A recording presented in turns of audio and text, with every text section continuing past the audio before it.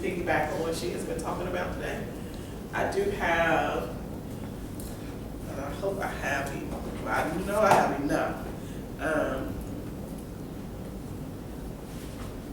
Some kind of what I teach out of is a workbook, if you want to call it. I don't always use the workbook. Sometimes I. Did you get one? Okay. You're gonna need one for back here.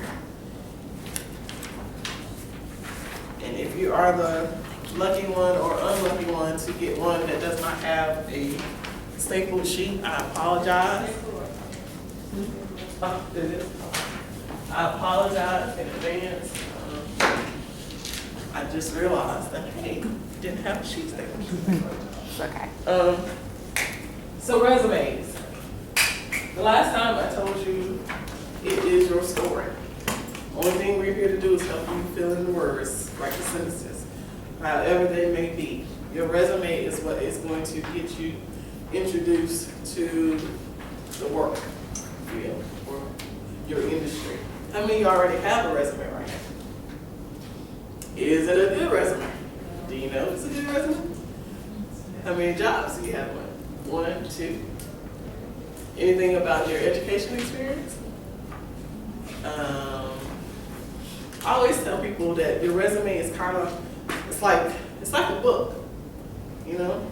It's the first thing that people are going to see about you next to the cover letter. But your resume is a book. And so the first part of your resume is always what?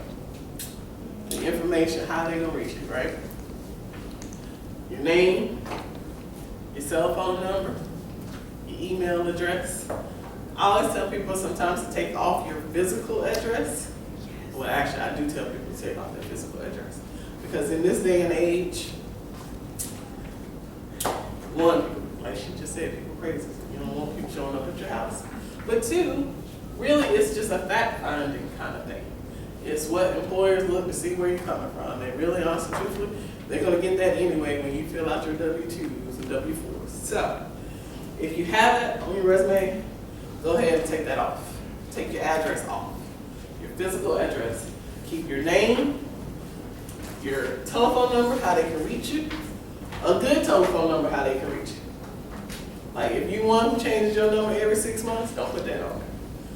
If you one who maybe has 2 telephone numbers, your home number and your cell number, put both of them on there. Especially, but your home one, make sure you got an answering machine, or they don't have an answering machine. But somewhere somebody can leave a message for you. That's the first thing. Second part, your email address.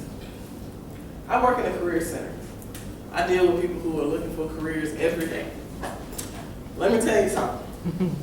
I have seen every kind of email address that you can imagine.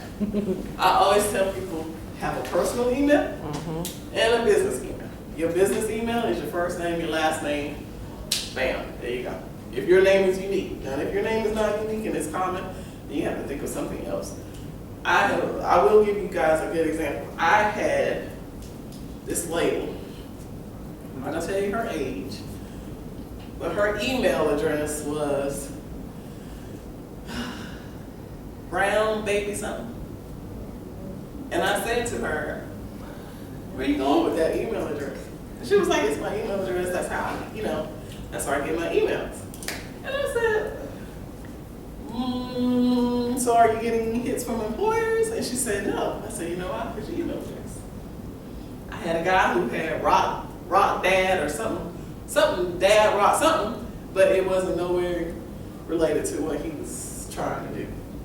And I was like, I mean, really, when I tell you guys I have seen it all, I have seen it all. Sometimes I make comments about some of the things that I see, because it's like, Are you serious? Yeah, are you serious? Like, you got cutie booty on there, and then you're not really cutie booty? Yeah, I'm just saying. Yeah, I'm just saying. I have seen it all. Or you think you're gonna get a job with cutie booty as your email address? Yes. Whether you're cute or not, it's the point of it's cutie booty. Again, personal email, professional email. However you want to look at it. There's so many different email mediums that are out there now, like Gmail, Yahoo, Live. There's so many of them out there. You can just pick one. What do you suggest though? Like, people pick on me because I still have a Hotmail address, but I don't use that for professional anymore. I mean, I've got my own, Natalie at nataliemalcolm.com because it goes with my website. But do you suggest is there one that you suggest over another? Nope. Free mail. As long as it's something that's professional. I don't care where it comes from. Yahoo, Hotmail, Gmail, MSN, AOL, it doesn't matter. As long as it is professional. Like I say, your first and your last name. When I use mine, it's Sontina G. That's how it is. So I always tell people, just get something that's professional and make sure that all of your professional emails is going to that professional email. Like I said, don't mix your business and your pleasure together. Because sometimes you might look in there and you're like, oh wait, I gave somebody the wrong email address. You never want to do that. So start thinking about your emails. If you haven't already have established a business, a professional and a personal, go ahead and do so. Like I said, there's so many of them out there. It's free that you can pick one and go with. And so that's kind of, the first part is your name. How are you going to get introduced? Second part is really your career statement, your professional statement. Like I said, I teach from the workbook sometimes, but sometimes I just kind of go with it. This is just mostly for information. But your professional statement, your career summary. I've seen it all ways. I've seen people who have a professional statement. I've seen people who don't have a professional statement. It depends on what you're wanting to do, what you're looking for, and your experience in that field. So like if, for a lot of you, this is going to be kind of your first foray into the professional environment, have a professional statement. You want to be able to introduce yourself to that employer. So whether you're looking to be a stylist or you want to be an event planner, something that introduces yourself. Talk about, remember that when I said come up with that one dynamic word? How are you going to introduce yourself? That's what you're looking for. How are you going to introduce yourself? Your professional statement subject, it's called so many different things. It's called professional statement, career objective, professional summary. That is just basically introducing yourself to your potential employer. So looking at, I know on the very last page, it's this kind of sheet that's attached to it. It's got a list of action verbs for resumes and professionals. And you can look on there, come up with any kind of thing. The thesauruses are always good to come up with a word. But something that is going to, like I said, that word is what you're going to own.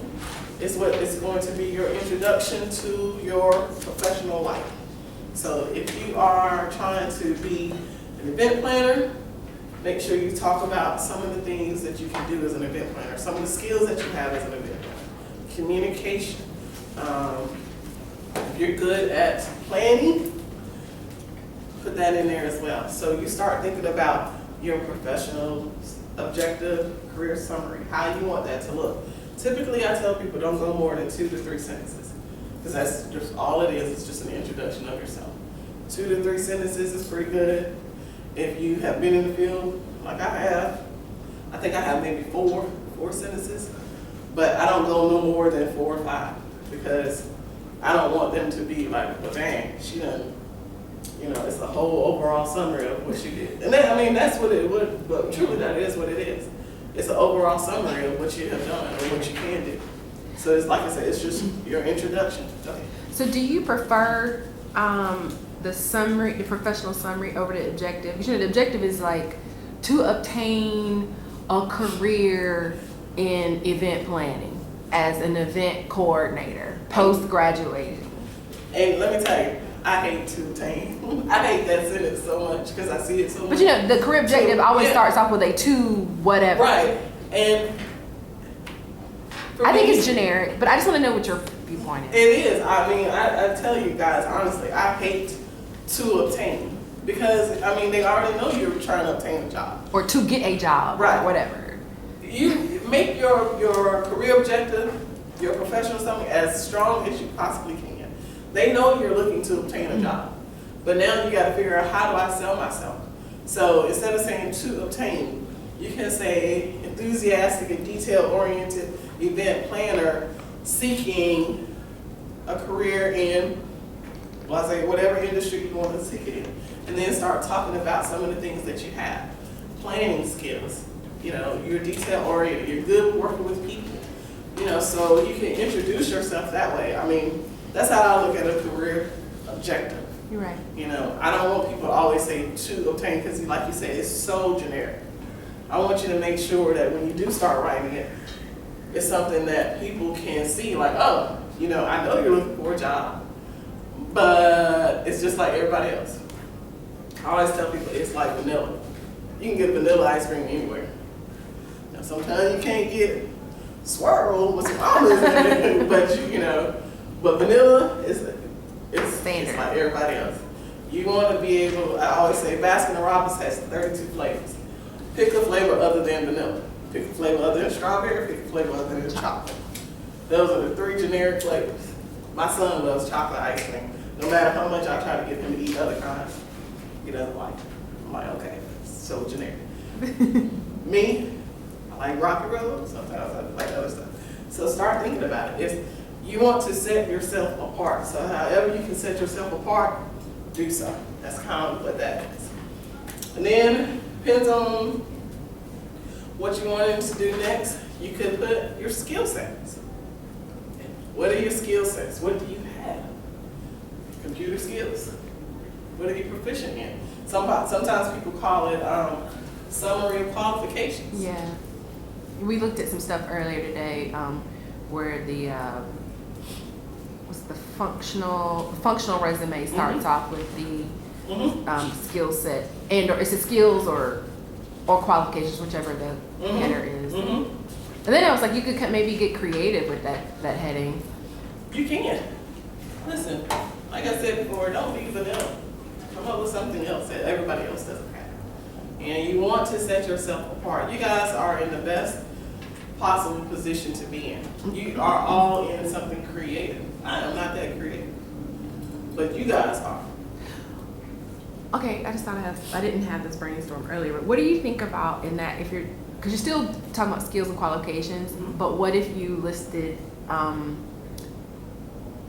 let's say you're applying for, I guess because I just finished working with Sunny, and she wants to be an event coordinator. So what if you put event coordination skill sets, or skills, or event coordinator Specialized. qualifications, and then you just, and then underneath that, you Couple of bullet points Yep. specific to showing you have those transferable skills, Yep. or that specific skill set if you have that experience already. That's a good idea. Okay. She can definitely do it like that. Everybody understand and get it. Natalie was saying, you want to be a stylist. So you should have, or you should know, what skill sets are stylists going to need. You're going to have to be able to put some stuff together off the top of your head. I told you, I'm not that creative, so you can catch me like, oh my God, I can do this with this. I can't, because that's not how my brain functions. But you're creative. Y'all are creative folks. You wouldn't be here if you wouldn't. So start thinking outside the box of how you want to say it. You know, I said, your resume is your introduction to the world. So you have to start thinking about it that way. It's my introduction to you, to the world. We're only here to just help you write in a few sentences, but it's your story. So start thinking about that. Your summary, professional summary, however you want to list it, but list at least a good 3 to 5, because that's what you're wanting to hit what you can do. And really, honestly, truthfully, You're talking about this professional summary or the skills? the skills. Okay, skills. Okay. Someone told me, well, not someone. So my boyfriend told me, he said, your resume goes through a computer first. First, automatically. It ain't going to somebody, it's going to a computer. So you have to think about some of the stuff when you're looking at job descriptions. Think about what's in that job description, because the computer is going to pick up on those words that's in that that job description. They're looking for it in your resume. That's the only way it's gonna get through. And then the next step, once it does pass to the next level, it's gonna go to a human person. They only gonna look at it for maybe 15 seconds before they determine that, yes, it's what they wanna pass on to somebody else. So think about that. That's where they're gonna read. They're only gonna read the top half. They're not gonna read the bottom half. They could care less. They're reading the top half. What do you have that you can offer me? Remember, I said job search is like dating. You gotta be able to offer them something. Just like you want them to offer you something, you gotta be able to offer them something. So start thinking about that part. And then when you start thinking about it, also the next part of your resume is your work experience. How many of you guys, are any of y'all graduating soon? Soon? How soon? June. This quarter. Okay. What about you? December? Both of us. Both of y'all December? Have you had any internships? Internships? Jobs related to the field that you want to go into? Okay, put that in there. I mean, you gotta, look, your work experience is what is going to get you through that door. They're gonna want to know what you got. So as you're starting to look for a job, starting to look for internships, make sure that you hone in on what you currently have done that's related to that field or that industry. Because that's what they're going to be looking for. And then sometimes, you know, honestly, it depends on how long you've been out in the workforce or been in the workforce, determines what you're going to put on your resume. If you're brand new, have had a couple of internships, a couple of jobs, start listing those internships first. Then list your jobs. Because the list is, or vice versa, if you haven't had any internships, but you've had some jobs, list your jobs first and start and hone in on what you have done in those positions. Do you have a copy of the job description that you currently, are any of y'all working now? Do you have a copy of your job description? Gotta get it. No matter if it's retail sales, if it's working as a bartender, doesn't matter. Get a copy of your job description. Because then, that's truly what you're gonna know if they're paying you for what you're actually supposed to be doing. Get a copy of your job description. Have it on hand as quick as possible. Because that's where you're gonna feed your resume into. Your job description. And if you gotta go back, you know, ask people. They may say, no, I don't have a copy, no, I don't have a job. Trust me, everybody got a copy of your job description. So my advice to you is get a copy. Now, if you don't have one, for whatever reason, I don't know if this is gonna work or not, but we're gonna try it. You can write it. You can write it over here too. Whichever you like. I don't think they can see this.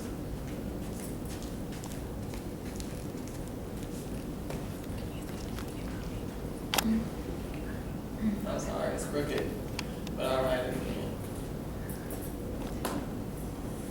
www.onetonline.gov. Have anybody heard of ONET Online? Me, You said me. You? we used it in high school. You did?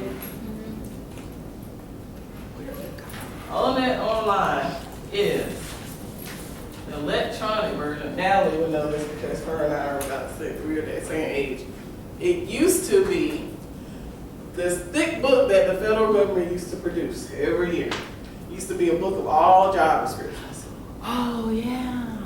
It went electronic, thank you, Lord. So, onetonline.gov is the best resource that you can possibly use. Know why? It has every job description, skill set, knowledges, abilities of any position that you might think of. You go on that online, you can plug in. It's actually .org. Is it .org? I knew it was something. Mine pops up automatically on my Right on your, because you use it. You use it a lot, yeah. Mhm.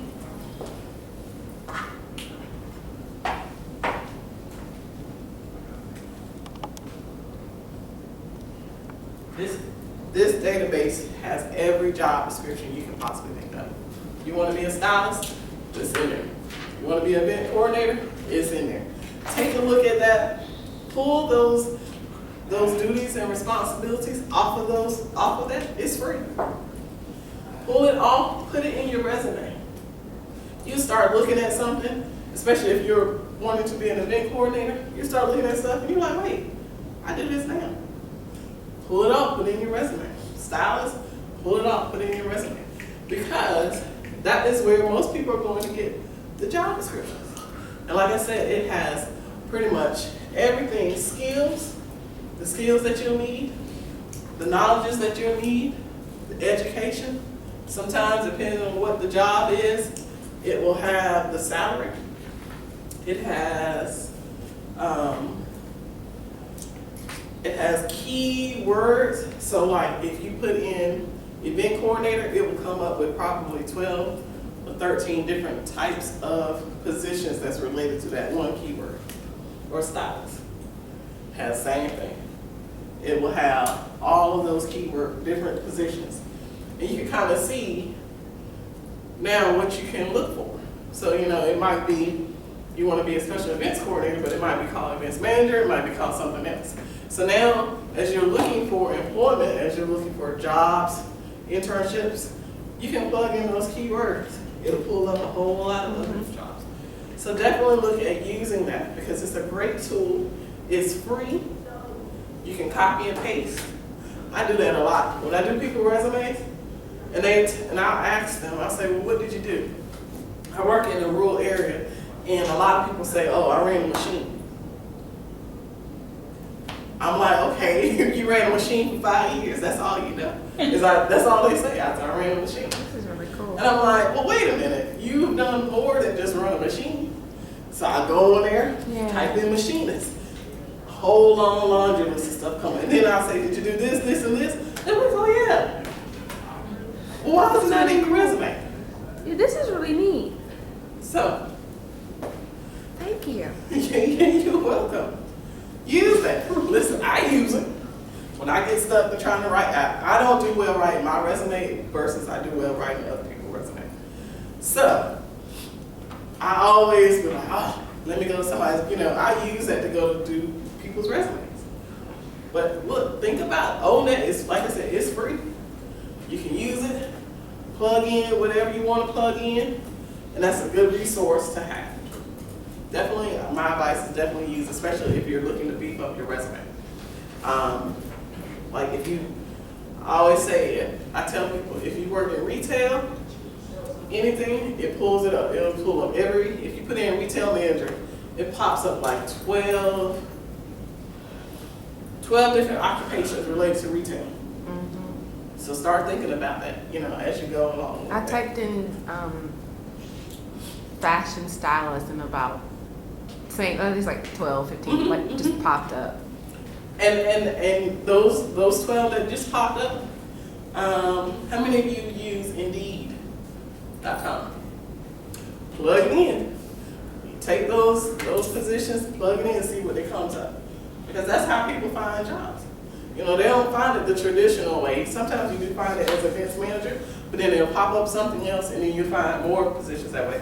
Or even when you're Googling websites to look for work, that's a good way to, you know, have different types of titles. So you'll know what you're doing. That's, like I said, use ONET to your advantage. It's free. And so now you're starting to get that. You're putting your work experience on there. Like I said, I work with people who live in rural areas. They work one job for 30 years. That's all they know. One job, 30 years. My rule of thumb is to not go back more than 10, sometimes 15 years. 30 years, I'm honest with folks. Sometimes people put on their resume, they 30 years, and I'll see something that says like 73. I'm like, ooh, 73? I was just a sparkle in my daddy's eye at 73. I was just a sparkle. You know, I'm like, okay, take all of that off. Yeah, we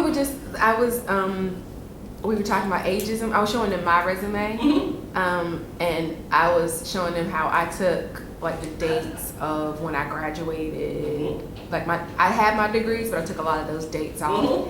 And I only went back to, my experience goes back to 2000, but then I have a little section that says additional experience, and I just kind of list the titles of the companies so that you can't really do the ageism thing. That's right. That's the number one way people discriminate against you. Is when they look at your resume and they see the years on your resume. Now y'all are young, so y'all ain't, I'm just saying, y'all are young. So you ain't got to worry about it. You can just put the years of experience right now, because that's what you have. Me, I'm old. I can't go back with so far on my resume without them saying like, yeah, you graduated in 1996. I wasn't even born yet. I'm just saying. Yeah, because the truth is that some people who are younger than us could potentially Be our boss. Be our boss, yeah. I didn't think about it like that. So I'm just like you. I take off all my years of education experience, and I just list my degrees, because I don't want nobody like, I'm way younger than she is. But I do people like that at work. I do my mom like that. My mom would be, I'm like, why do you have this on your resume? It is too far back. She's like, well, that's what I did for. Take all that off. She got stuff on there from '88, and I had to cut it down because I was like, hey, '88. You know how long ago that was? But that's how it is. I mean, really, that's a lot. Y'all laughing, but I'm telling y'all the truth. People have stuff on their resumes, so I'm like, come on now, you gotta take that off. I had just had a man that I worked with, and he had his year that he graduated from high school. Now, I politely said to him, sir, you are going to face age discrimination off the bat, automatic. You know why? Because you graduated in 67. Good. Saying. And he was like, whatever's doing, take that off. So we had to cut through his resume. I managed to close his 50-something years down into a nice 2-page resume. Because he was listing every job that he has. But start thinking about that. Like she said, you guys, you can still get away with putting your years on your resume. But do it in such a way that I always tell people, if you haven't worked in a while, you might have a gap in your employment history. Let's say, what's this, 2015? So let's say you might not have worked since last December 2014 to now, May of 2015. Got about a good 6-month gap. Yeah. So what do you say on your resume to address that 6-month gap? If you were in school, that's one thing. You can say, student, 6 months. You were just lounging, or not lounging, but working part-time, then I always get creative that way. I ask people, what did they do during that time? If you work part-time, you can put that on there, that you work part-time. Yeah, I had about a 9 months to a year gap from Central to me starting graduate school. And I just put that I was working for myself, which I technically was. There you go. I was like, I just put self-employed, and she could do. and I said that I was doing personal assistance, and that wasn't a lie though, because I was self-employed as a personal assistant. I really was. I was working for a friend of mine, two different friends who, and I was just doing like a lot of admin stuff for them. But exactly. I just said I was self-employed. That's the number one thing that I tell people. Self-employed. I mean, you'd be amazed how many people who are self-employed. I was out of work for a year and a half, 17 months actually. I had to figure out how I was going to put that on my resume, right? Because I did not want to show a gap in my resume. Luckily, I was teaching somewhere else, so I was able to kind of put that into that. But I put self-employed. I volunteered, but I taught career development courses.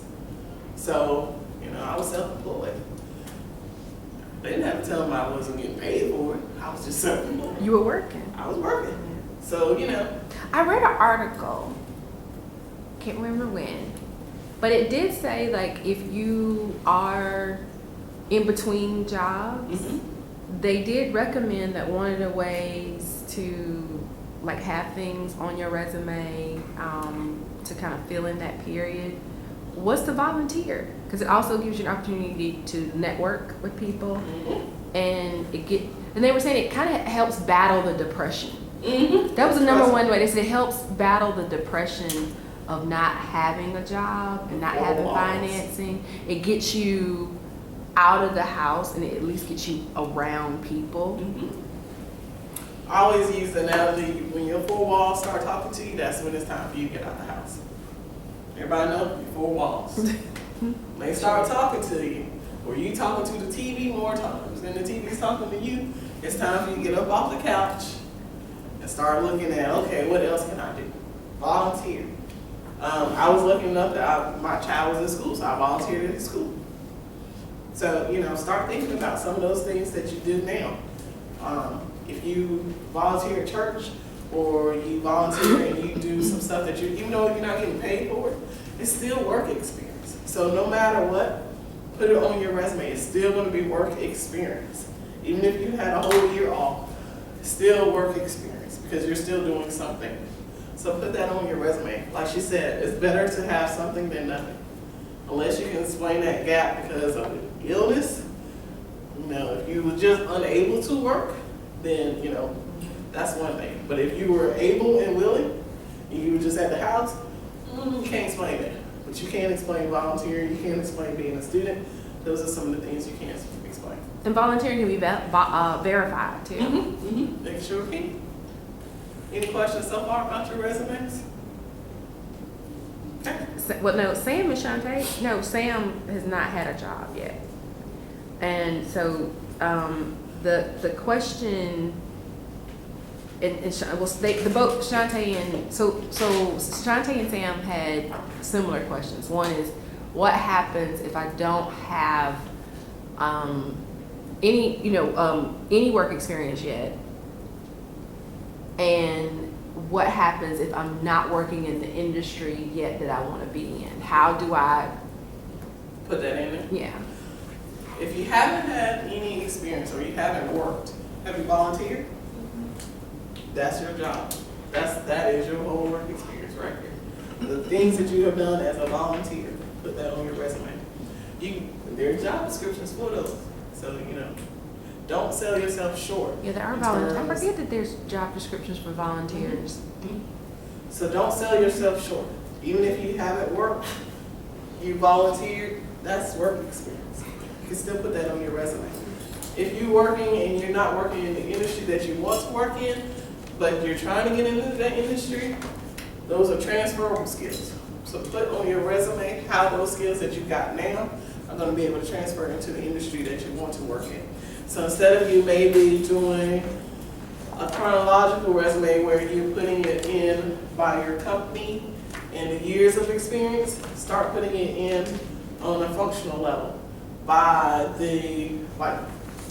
because I just did this, customer service, administrative, depending on what the field is that you're trying to go into. I would say give yourself a good 3 categories and then filter in what you've done into that.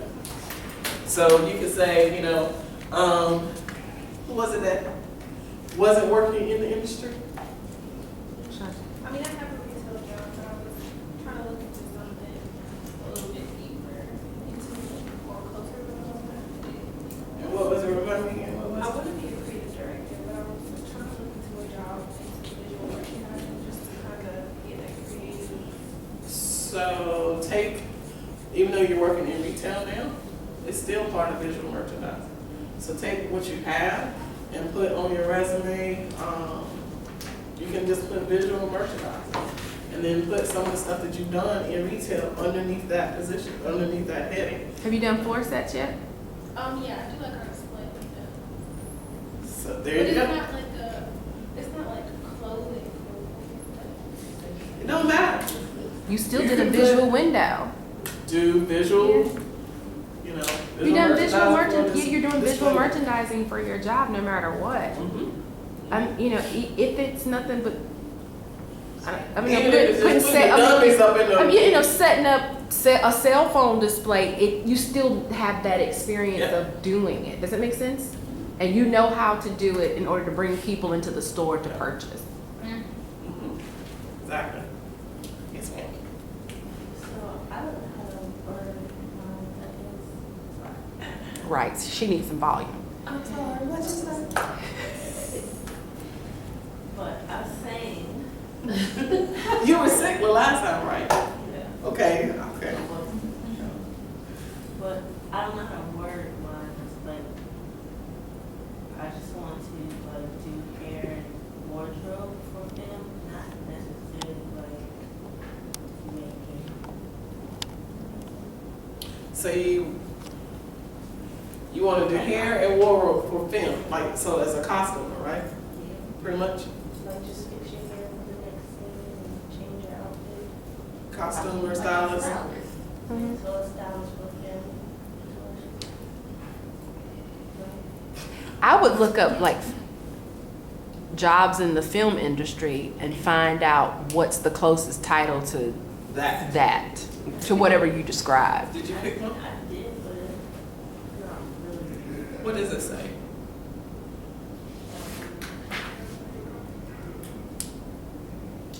Film and TV production. Film and TV production. No.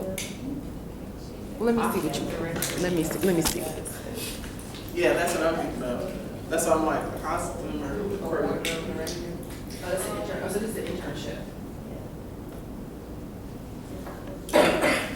This is just, it says just development internship.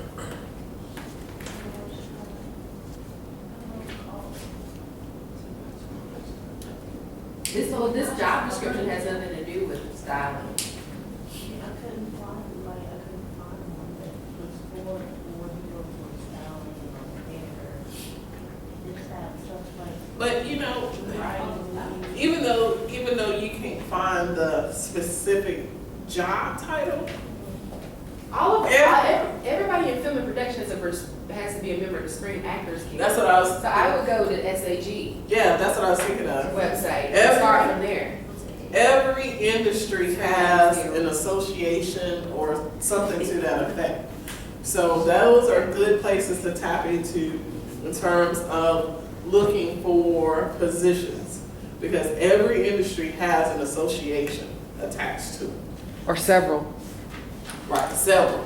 So what you're looking to do, like she said, go to any of those really. I mean, SAG is the one I know the I'm thinking most. Screen Actors Guild, and just put in costumer or look. Sometimes also look at every association or industry association always has a jobs board, always. So look at the jobs board, and then you can start to see which positions are out there, and that will probably give you more of the title that you're looking for. And then you can take your resume and just tailor it to that specific industry. So despite whatever it is that you're trying to do, like you were saying you wanted to be a creative director, every industry has a website. Google it. Google is a good thing. You know, don't be afraid of Google. They're not afraid of Google. So yeah, They just afraid of how to use. They just don't know how to use Google for the good. I had to use Google this morning. But they're becoming experts. So yeah, Google it. I mean, hey, put in 2 words in Google and see what it pops up. I had to use Google today. I'll give y'all a good example. My son lost his first tooth. I had to Google how much is it the going tooth rate, so I can find out For tooth fairy? for tooth fairy In 2015?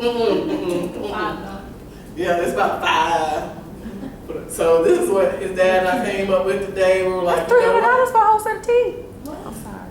you know, his dad said I used to get a quarter for mine, and I was like, listen, it ain't that. You You ain't gonna get no more. So let's work to see what's that. Now it's like $3.70. You know. Yeah, kids don't want no change. He wants something that folds. So I was like, you know, give him $5 for the first two. Any additional ones that come out, we'll give you $1. And then that last one, we'll give you $5. Oh, okay. Cause see, we ain't gonna break the bank trying to spend, give you $5 for every tooth that you lose, and you lose 20 other ones, and then we're like, okay, well this ain't gonna work out so great, cause you done made 100 off of us. Yeah. Yeah, so you know, use Google to your advantage. Use these search engines to your advantage. Use the websites to your advantage. If you know of a certain association that is specific to your industry, go on there, look at their jobs board. Like I said, they will have jobs posted all over. That's a great way to find out who's hiring, what they're hiring for, and then what they're looking for. So definitely use that to your advantage and look at that job description. Because sometimes you can get your resume information off of those job descriptions to put into your resume. Just as an FYI. So it's 4:53. I don't know where other people's times are. We've got like 7 more minutes. So Okay. you want to talk about the cover letter just a little bit? Sure. So now you had your resume. Now your cover letter is more along the lines of introducing yourself, just like your coming out party. Put all your information, not all of it now. Don't put your personal stuff in there. Don't tell who you are, you know, but tell who you are professionally. I always say maybe 2 to 3 paragraphs. Should never be more than a page on your cover letter. And it's still the same way like your resume. Just show them how they can reach you. Introduce yourself. If you got maybe your job posting or that job posting from someone, put that person, you know, who that person was that told you about the job. Or if you got it from out of, maybe you got it off of their website or somewhere, like put where you got that job description down. So they'll know, okay, you know, one, they know that that is working, but then 2, they know, okay, you have looked. And make sure when you put your stuff into your cover letter, that it actually talks about what you can do. Like I said, a job is just like dating. You want to be able to provide them with as much information about yourself without shooting yourself in the foot. So you want to give yourself, that is your coming out party, your introduction. Your letter should just, you know, the first paragraph should introduce who you are. The second paragraph should tell what your experience is. And the third paragraph is just like sales, it's just closing the deal. Tell them how to reach you, when to reach you, you know, and, you know, make sure that you are sincere about it. You know, I really want to be able to interview for this position.